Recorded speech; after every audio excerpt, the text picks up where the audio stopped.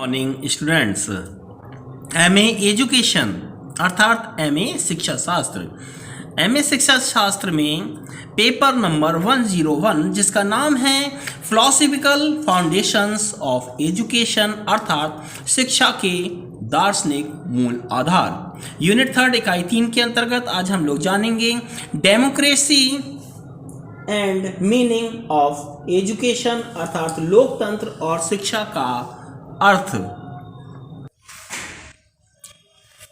लोकतंत्रीय दृष्टि से शिक्षा एक सामाजिक प्रक्रिया है जिससे व्यक्ति के व्यक्तित्व का विकास किया जाता है और उसका सामाजिकरण किया जाता है। इससे व्यक्ति और समाज दोनों का ही लाभ होता है।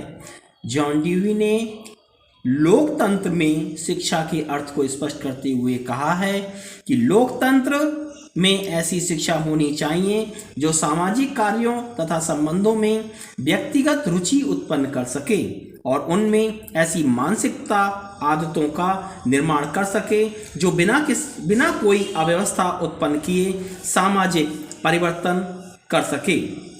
लोकतंत्र में व्यक्ति और समाज दोनों को समान की दृष्टि से देखा जाता है।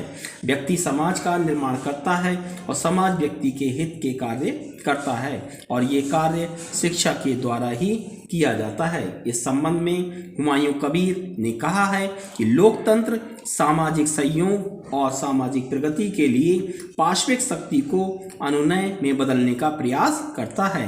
लोकतंत्र की अपेक्षा विवेक को समाज का पथ प्रदर्शन करने वाला सिद्धांत बताने का अर्थ ये है कि शिक्षा व्यक्तियों को समाज में रचनात्मक सदस्यों के रूप में तैयार करे। अब हम लोग जानेंगे democracy and AIIMS of education, लोकतंत्र और शिक्षा के उद्देश्य। यद्यपि देश काल और परिस्थिति के अनुसार शिक्षा के उद्देश्य बदलते रहते हैं, लेकिन फिर भी लोकतंत्र की आकांक्षाओं और मान्यताओं के आधार पर लोकतंत्र में शिक्षा के कुछ उद्देश्य निश्चित किए गए हैं, जिसमें प्रमुख उद्देश्य निम्न प्रकार हैं। नंबर 1, व्यक्तित्व का सर्वांगीण विकास करना। नंबर 2, लोकतांत्रिक मूल्यों का विकास करना। नंबर 3, व्यावसायिक कुशलताओं का विकास करना। नंबर 4, अच्छी आदतों और रुचियों का विकास करना। नंबर 5, सामाजिक दृष्टिकोण का विकास करना। नंबर 6, नागरिकता के गुणों का विकास करना। नंबर 7, राष्ट्रीय एवं अंतर्राष्ट्रीय भावना का विकास करना। नंबर 8, नेतृत्व के गुणों का विकास करना। अब इन 8 उद्देश्यों को हम एक एक करके जानेंगे। सबसे पहले हम जानेंगे व्यक्तित्व का सर्वांगीण विकास।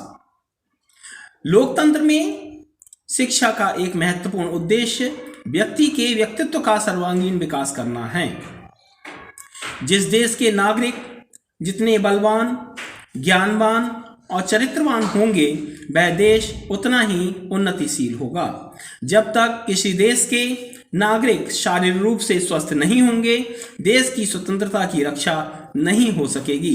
जब तक किसी देश के नागरिकों का चिंतन, तर्क, कल्पना, निर्णय आदि मानसिक शक्तियों का विकास नहीं होगा, तब तक देश की राजनीतिक, सामाजिक और आर्थिक समस्याएं नहीं सुलझाई जा सकेंगी। और जब तक किसी देश के नागरिकों का व्यवहार, आचरण और चरित्र अच्छा नहीं होगा, तब तक देश की सामाजिक व्यवस्था सुव्यवस्थित नहीं हो सकेगी। इसलिए लोकतंत्र में शिक्षा को व्यक्ति का शारीरिक, मानसिक, चारित्रिक और सभी प्रकार का विकास करना चाहिए, जिससे वह अपने व्यक्तित्व का सर्वांगीण विकास करके देश और समाज का हित कर सके। नंबर 2, लोकतांत्रिक मूल्यों का विकास। Development of democratic values. लोकतंत्र में प्रत्येक नागरिक के लिए आवश्यक है कि वह लोकतंत्र के मूल्यों और आदर्शों को जाने, उसमें विश्वास रखे और उनके अनुसार आचरण करे। ऐसा होने पर ही लोकतंत्र सफल हो सकता है। इसलिए लोकतंत्रीय शिक्षा का एक प्रमुख उद्देश्य व्यक्तियों में लोकतंत्र मूल्यों और आदर्शों का विकास करना है। इसके लिए उनको लोकतंत्रीय ढंग से रहने के अवसर प्रदान किए जाने चाहिए। विद्यालयों का संपूर्ण पर्यावरण लोकतांत्रिक मूल्यों के अनुसार होना चाहिए। नंबर 3, व्यवसायिक कुशलता का विकास। Development of vocational efficiency. कहा गया है कि आर्थिक लोकतंत्र के बिना राजनीतिक लोकतंत्र अधूरा है। लोकतंत्र की सफलता उस देश के नागरिकों की आर्थिक उन्नति तथा देश की आर्थिक समृद्धि और संपन्नता पर निर्भर करती है। इसलिए लोकतंत्र शिक्षा का एक प्रमुख उद्देश्य नागरिकों में व्यावसायिक कुशलता का विकास करना है, जिससे वे आत्मनिर्भर हो सकें और अपनी आर्थिक उन्नति कर सकें तथा राष्ट्र की संपत्ति में वृद्धि करके उनकी आर्थिक समृद्धि और संपन्नता बढ़ाने में सहायक हो सकें। नंबर 4, अच्छी आदतों और रुचियों का विकास। Development of good habits and interest. अच्छी आदतें और रुचियां अच्छे कार्यों की नींव डालती हैं, व्यक्ति का चारित्रिक विकास करती हैं, समय और शक्ति का सदुपयोग करना सिखाती हैं और जीवन को संपन्नता प्रदान करती हैं। लोकतंत्र में शिक्षा का उद्देश्य बालकों में उत्तम और बहुमुखी रुचियों को और अच्छी आदतों का विकास करना है, जिससे वे अपने समय और ज्ञान का सदुपयोग करके अपना नैतिक एवं चारित्रिक विकास करके अच्छे नागरिक बन सकें और देश तथा समाज का भला कर सकें। नंबर 5, सामाजिक दृष्टिकोण का विकास। Development of social outlook. मनुष्य एक सामाजिक प्राणी है, वह समाज में रहता है और समाज से ही प्रेरणा प्राप्त करता है। इसलिए लोकतांत्रिक शिक्षा का एक उद्देश्य व्यक्ति में सामाजिक दृष्टिकोण या सामाजिकता की भावना का विकास करना है, जिससे वह समाज के हितों के लिए अपने हितों का बलिदान कर सके। वह ये समझे कि वह समाज का है और उसका संपूर्ण जीवन समाज के लिए है। जो भी विचार करना है और जो भी कार्य करना है समाज के हित में करना है। समाज का हित उसका हित है। इसके लिए शिक्षा में ऐसी क्रियाओं पर बल दिया जाना चाहिए जो बालकों में सामाजिक गुणों को पैदा कर सके और सामाजिक जीवन को जीने तथा समाज सेवा करने का ज्ञान दे सके। अगला पॉइंट आता है हमारा नागरिकता के गुणों का विकास। Development of civics qualities.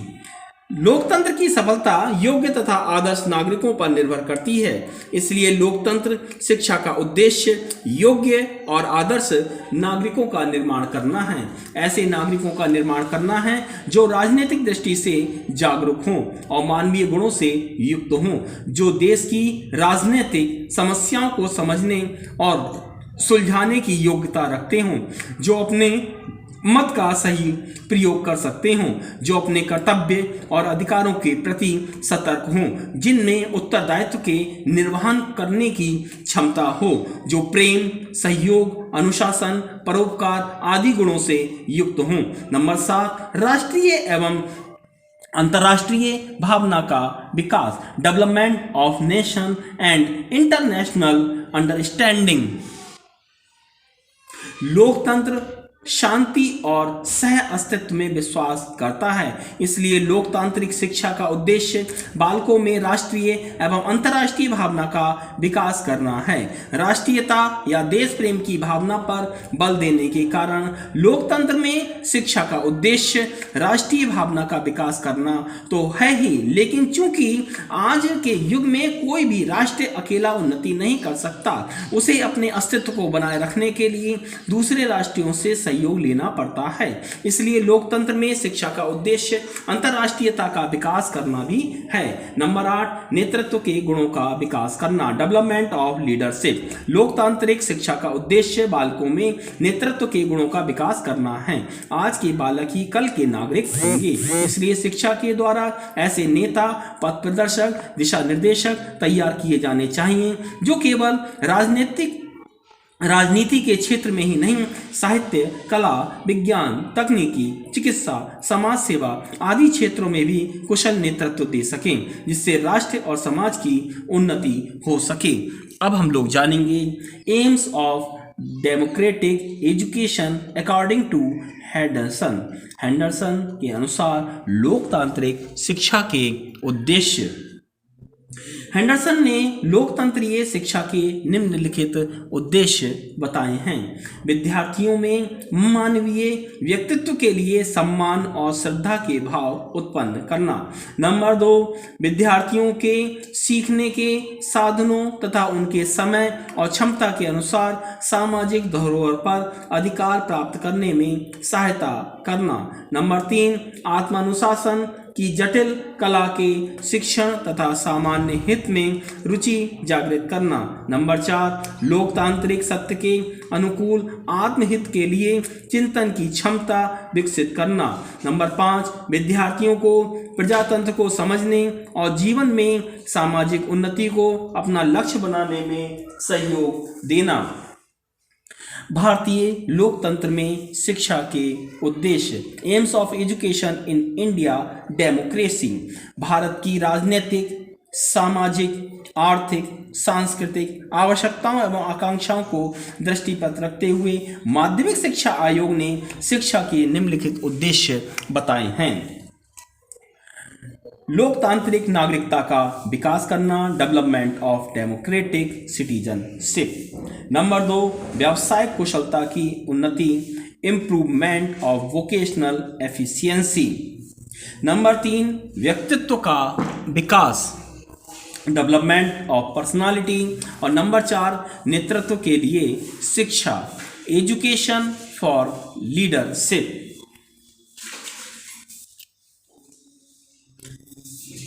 हम लोग इस निष्कर्ष पर पहुंचते हैं कि योग्य नागरिकों पर ही भारतीय लोकतंत्र का अस्तित्व निर्भर है। इसलिए भारतीय शिक्षा का उद्देश्य ऐसे नागरिकों का निर्माण करना है जिनसे स्पष्ट चिंतन और अभिव्यंजन की क्षमता हो, सामाजिकता की भावनाओं, सहयोग, सहानुभूति, सहनशीलता और अनुशासन आदि गुण होने चाहिए। भारतीय शिक्षा का उद्देश्य नागरिकों में वैज्ञानिक और व्यावसायिक कुशलता की वृद्धि करना है। इसलिए विद्यार्थियों में व्यावसायिक और औद्योगिकरण की शिक्षा दी जानी चाहिए।